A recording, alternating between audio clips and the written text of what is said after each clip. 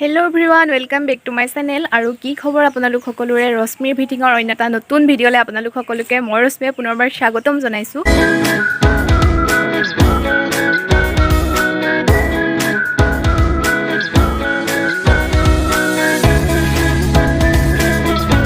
আৰু বহুত দিন যেহেতু একো ব্লগ মানে দিয়া হোৱা নাছিলে আৰু আসলতে মনচনবোৰ অকমান ভাল হৈ থকা নাছিলে এটো কাৰণে ব্লগ কৰা নাছিলো আৰু আজি ভাবিছো এটা ব্লগ ষ্টাৰ্ট কৰো বুলি। এতিয়া সময় হৈছে দুপৰীয়াৰ মানে 12 মান বাজিছে চাগে এতিয়া আৰু এতিয়া দুপৰীয়াৰ পৰা ব্লগ এটা ষ্টাৰ্ট কৰি দিছো। নাজানো কি ক'ত দেখাবগে পাৰো, হলেও অলপ দেখাবলৈ চেষ্টা কৰিম আৰু চাই থাকিব ভিডিঅ'টো শেষলৈকে। কি ক'ত দেখাব পাৰো একদম নাজানো, আইডিয়া মানে একো নাই, হলেও দেখাবলৈ চেষ্টা কৰি থাকিম আৰু এতিয়া ব্লগটো ষ্টাৰ্ট কৰি দিছো, চাই থাকিব।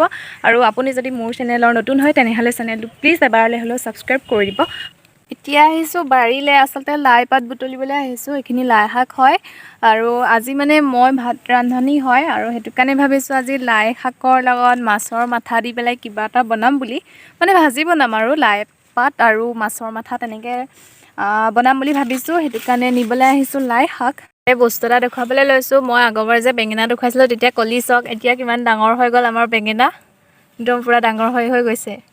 মই ভাবিছো মই লাই শাকখিনি তুলি লওঁ আৰু আপোনালোকে তেতিয়ালৈকে কালি মই এটা DIY কৰিছিলো, ঘৰতে এনেই আছিলো DIY এটা কৰিছিলো আৰু আপোনালোকে হেতুকে চাই লওক। মই লাই পাতখিনি বুটলি লওঁ মানে, তাৰ পিছত আকৌ লগ। হেল্ল' এভৰিৱান, আৰু আজি ৰাতিপুৱা এফালে এনেকুৱা এডাল লৈ লৈছো, মানে এডাল গছৰ পৰা লৈছো আৰু ভাবিছো আজি ইয়াৰ পৰা এটা ধুনীয়া DIY কৰিম আৰু আপোনালোককো দেখুৱাম বুলি ভাবিছো। আৰু এডাল এনেকুৱা ধৰণৰ হয় আৰু মই ইয়াতকে অকমান ভাল বিচাৰিছিলো কিন্তু পোৱা নাই মানে এতিয়ালৈকে, আৰু প্ৰথম যেহেতু কৰিম হেতু কাৰণে বুলি এডালতে কৰো আৰু চাই থাকিব আপোনালোকে এডালৰ কি ৰূপ কৰিমগে। ফালে আমি কালাৰখিনি লৈছো, কালাৰ ৱাটাৰ কালাৰকে লৈছো। ফেব্ৰিক হোৱাহেঁতেন ভাল আছিলে বাৰু, ফেব্ৰিক কালাৰটো নাই বৰ্তমান। এতিয়া গোটেইখিনি মিক্স কৰিম আৰু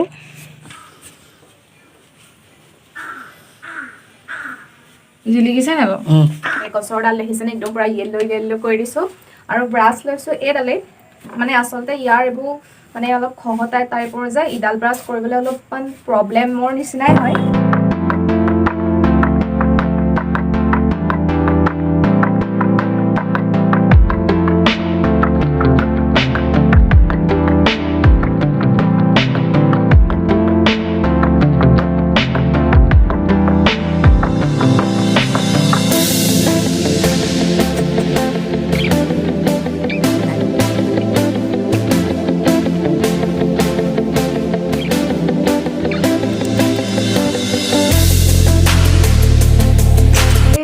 ডালটো কালাৰ কৰি হৈ গ'ল আৰু ইয়াত আৰু অকমান ডেকৰেশ্যন কৰিম কিবা কিবি, কিন্তু তাৰ আগতে প্ৰথমতে এডাল শুকাবলৈ দিব লাগিব আমি, যিহেতু অলপ তিতি আছে ন, হেতু কাৰণে অলপ শুকাবলৈ দিব লাগিব। শুকুৱাৰ পাছত যিখিনি কৰিব লগা আছে সেইখিনি কৰিম। এতিয়া একদম পুৰা বহুত ৰ'দ দি আছে, এডাল শুকুৱাই লওঁ, তাৰ পাছত ডালটো শুকাবলৈ দিছো। আৰু এতিয়া মই এনেকুৱা এখন পেপাৰ লৈছো, এখন আৰ্ট পেপাৰে হয়, খালি কালাৰিং আৰ্ট পেপাৰ হয় আৰু ইয়াত মই কিছুমান এতিয়া শ্বেপ দিম আৰু সেই শ্বেপখিনি মই ডালটোৰ লগত এড কৰিম আঠা দি পেলাই। আৰু এতিয়া এইখিনি কাটি লওঁ। এখন ক্ৰাফ্ট পেপাৰ হয়, আৰ্ট পেপাৰ নহয়, ক্ৰাফ্ট পেপাৰ।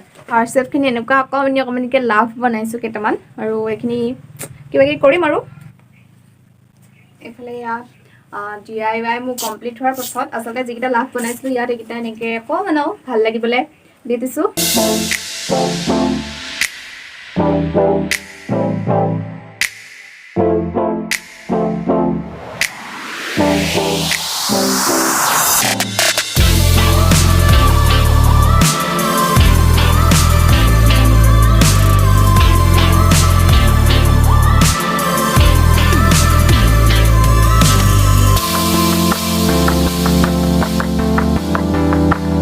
এইফালে এইখিনি লাই পাত ছিঙি আনিলো আৰু মই এতিয়া দেখাবলৈ লৈছো বস্তু এটা।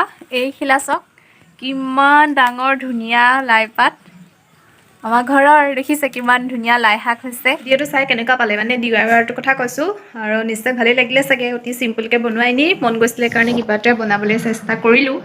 আৰু এতিয়া বাজিছে 1টা, মই ভাতত লাগো যিহেতু আজি মই ৰান্ধনি, মানে আজি আমাৰ নামঘৰত শৰাই আছে, ন লগোৱা আছে আজি নামঘৰত, মানে আজিৰ পৰা ন খাব পৰা হৈ গ'লগে আৰু এতিয়া ভাত বনাওঁ কিবা কিবিকে।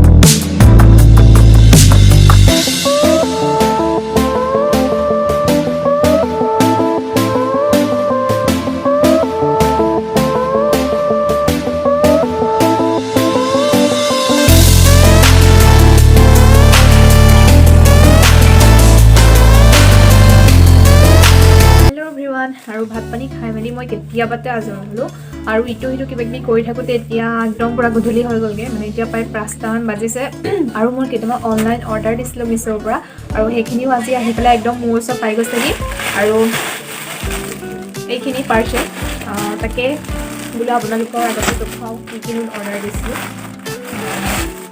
এইটো এটা চুইট চাৰ্ট হয় ঠাণ্ডাত পিন্ধিব পৰাকৈ মানে ৰাফ ইউজ কৰিবৰ কাৰণে ভাল হয় এইটো য়েল্ল' কালাৰ এনেকুৱা টাইপৰ এটা কেপ আছে ওপৰত ফ্ৰণ্ট চাইডটো এনেকুৱা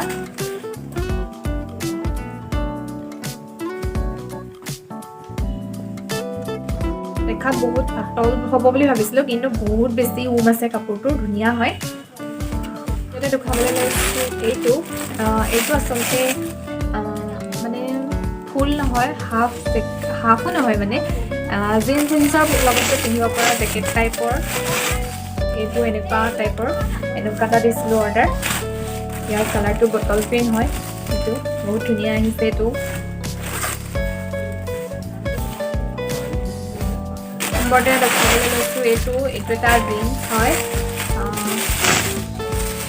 অকণমান এইবাৰ অলপ বেলেগকৈ দিছোঁ জিন্সটো ফ্ৰণ্টটো এনেকুৱা হয় বহুত ধুনীয়া হয় একদম পূৰা কমফৰ্টেবল পূৰা এইটো জিন্স দিছিলোঁ 3টা দিছিলোঁ অৰ্ডাৰ বস্তু গোটেইকেইটা আহি পালেহি আৰু ভাবিলোঁ অকণমানকৈ শ্বেয়াৰ কৰি দিওঁ আৰু যিহেতু চবু বস্তু শ্বেয়াৰ কৰি আহিছোঁ এতিয়ালৈকে সেইকাৰণে দেখুৱাই দিলোঁ কেনেকুৱা লাগিলে কমেণ্ট কৰি জনাব হেল্ল' এভৰিৱান আৰু এতিয়া হৈছে ৰাতিৰ 8টা আৰু মই মানে ঘৰত নাই ঘৰৰ ওচৰতে সকাম আছে সকাম খাবলৈ বুলি আহিলোঁ আৰু চাহ তাহ খালোঁ মেলিলোঁ এতিয়া বহি আছোঁ আগফালে আৰু সকাম আৰম্ভ হৈছে আৰু আজি সকামত আছে লুচি ভাজি খাব লাগিব এতিয়া বহি আছোঁ